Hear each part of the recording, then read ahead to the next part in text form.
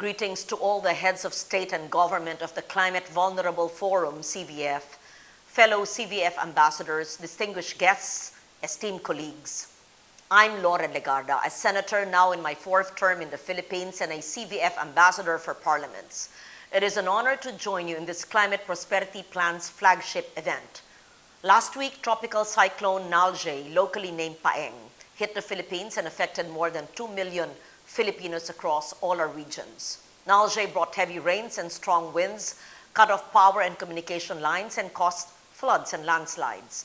Our agriculture sector suffered the most, with damages amounting to over 1 billion pesos or $20 million. It claimed the lives of more than 150 Filipinos, and many remain missing.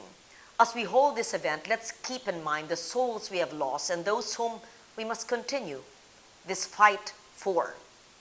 Excellencies, climate-related disasters and events pose serious risks to our economic growth and societal development. But we, as the world's most climate-vulnerable nations, grapple with securing finance. As climate risks and hazards continue to rise, we're often left with having to redeploy our limited resources to address the challenges that befall us. As an investment strategy, climate prosperity plans are extraordinarily forward-looking in laying the foundation of a country's pathway to climate prosperity. These plans are scientific, technically feasible, and could diffuse climate threats on economic progress and seize transition opportunities while maximizing our socio-economic benefits and gains. But to carry out these investment strategies, we must leverage all stakeholders and sectors, especially legislature, our parliaments.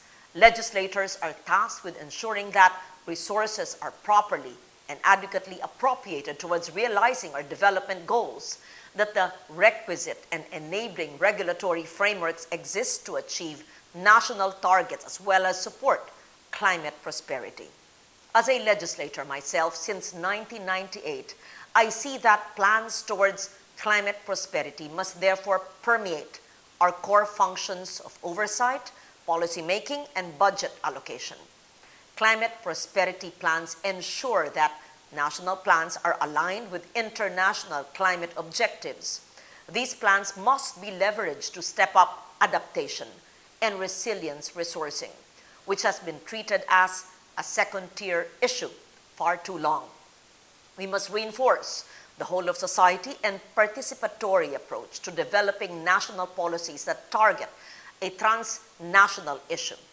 Legislators, as representatives of the people, are uniquely positioned to ensure that the voices of the most vulnerable are amplified and the policies and plans we develop reflect the needs of the most vulnerable. I commend the Mujib Climate Prosperity Plan for serving as a blueprint for future plans and for championing the voices of the voiceless. I trust that the ensuing climate prosperity plans for Ghana, the Maldives, and Sri Lanka will also foster a bottoms-up approach and support equitable progress. The Philippines looks forward to the development of its own climate prosperity plan and stands ready to support its fellow CVF and V20 members in raising global ambition to accelerate action to prevent the worst of this climate crisis. Thank you very much. Mabuhay.